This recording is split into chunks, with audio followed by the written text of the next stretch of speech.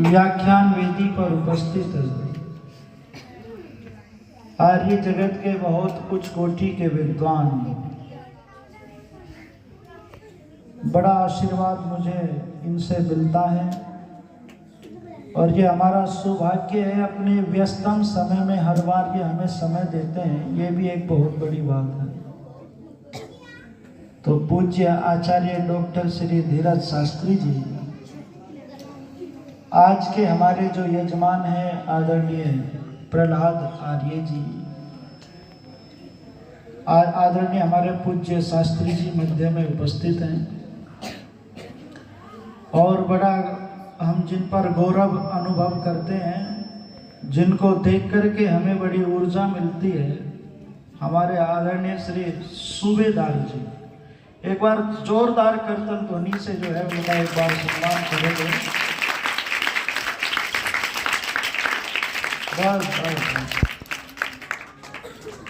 और आदरणीय भाई हमारे मनोज जी जो धीरज शास्त्री जी के सखा हैं, मित्र हैं, भाई हैं, और सम्मुख उपस्थित हमारी ये गुरुकुल की बहुत ही विदुषी बेटियां,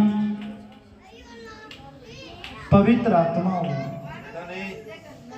ए बेटा थोड़ी देर के लिए चुप बैठ जाओ।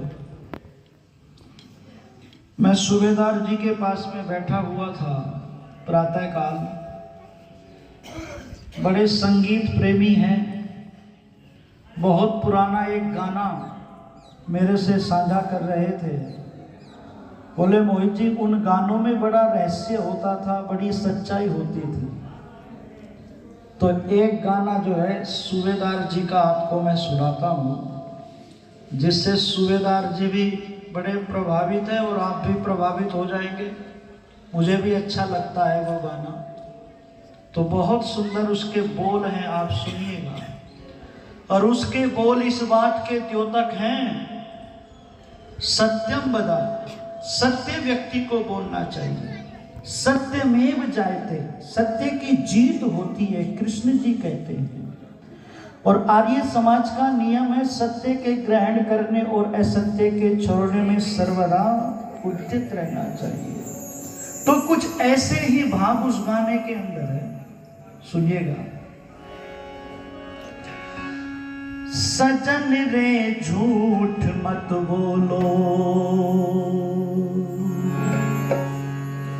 सजन रे झूठ मत बोलो, प्रभु के पास जाना है। कहाँ की है न घोड़ा है, कहाँ पैदल ही जाना है। सजन रे झूठ मत बोलो, प्रभु के पास जाना है। कहाँ की है न घोड़ा है, कहाँ पैदल ही जाना है।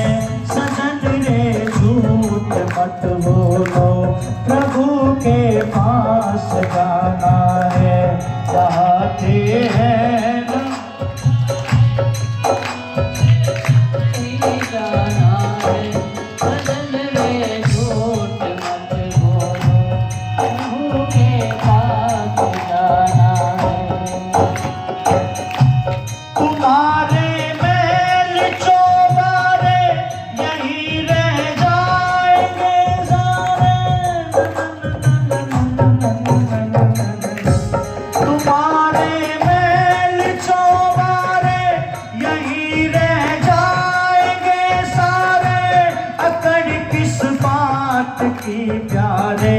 पकड़ किस बात की प्यारे, ये सर फिर भी झुकाना है। सजन रे झूठ मत बोलो, प्रभु के पास जाना है। नहाते हैं न घोड़ा है, वहाँ पैदल ही जाना है। सजन रे झूठ मत बोलो, प्रभु के पास जाना है।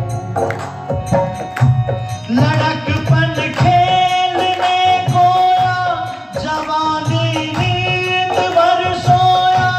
लड़कपन खेल में खोया, जवानी नींद भर सोया। बुढ़ापा देख कर रोया, बुढ़ापा देख कर रोया। यही किस्सा पुराना है, सजन ने झूठ मत बोलो, प्रभु के पास जाना है। नहाते हैं न घोड़ा है, कहाँ पैदल जाना है। सजन ने झूठ मत बोलो। भला कीजिए भला होगा, बुरा कीजिए बुरा होगा। भला कीजिए भला होगा, बुरा कीजिए बुरा होगा। यही लिख लिख के क्या होगा, वही लिख लिख के क्या होगा। यही सब कुछ झुकाना है, सजन ने झूठ मत बोलो, प्रभु के पास जाना है। कहाते हैं न घोड़ा है, वहाँ पैदल जाना है। सजन ने झूठ मत बोलो, प्रभु के पास जाना है। कहाते हैं न घोड़ा है, वहाँ पैदल जाना है। सजन ने झूठ मत बोलो, प्रभु के पास जाना है। प्रभु के पास जाना है, प्रभु के पास जाना है, प्रभु के पास जाना है। यही सब कुछ झुकाना है, ये सर फिर भी झुकाना है। प्रभु के पास जाना है, प्रभु के पास जाना है।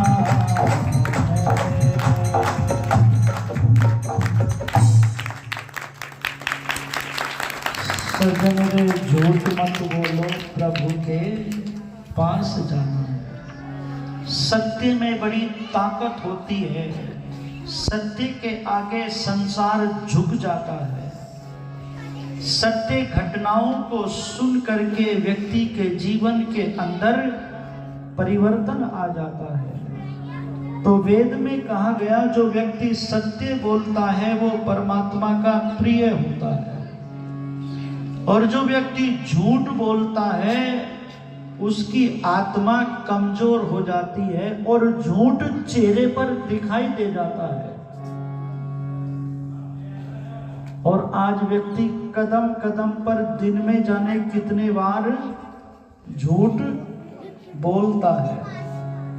वेद ने कहा, हमारी वाणी के ऊपर झूठ और बकवासबाजी शासन ना करे, मौत जल्पी। हम बहुत ज्यादा बोलने वाले ना बने, कम बोले। मुझे आचार्य बलदेव जी की याद आती है।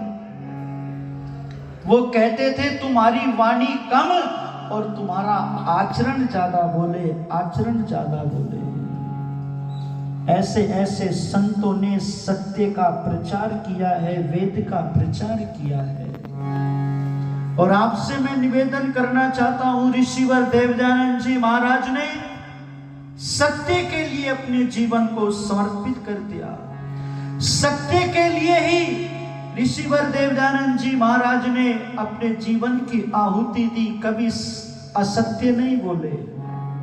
लोगों ने कहा, आप सत्य प्रकट करते हो, कलेक्टर नाराज हो जाएगा, कमिश्नर नाराज हो जाएगा, सत्य प्रकट ना करो, लोग क्रोधित हो जाते हैं। तो सत्य का मतवाला वो दयानंद बोला, अरे चाहे चक्रवर्ती राजा भी अप्रसन्न क्यों ना हो जाए, यदि दयानंद को तोप के मुंह से बांध दिया जाएगा और उस समय भी यदि पूछा तो मैं सत्य ही बोलूंगा, मैं सत्य बोलूंगा। धर्म प्रेमी बंधुओं, उस ऋषि की कहानी कभी पढ़ना आपकी आंखों में से अश्रु धारा बह चलेगी। उस ऋषि की कहानी को सुनकर के लोगों ने जीवन जीने की कला को सीखा है। उस ऋषि की कहानी को सुनकर के लोगों के जीवन के अंदर परिवर्तन आया है, रोशनी मिली है, रोशनी। पथिक जी की बहुत सुंदर मुझे पंक्तियां याद आती है। उस ऋषि की कहानी सुनाता हूं, उस ऋषि की याद दिलाता हूं।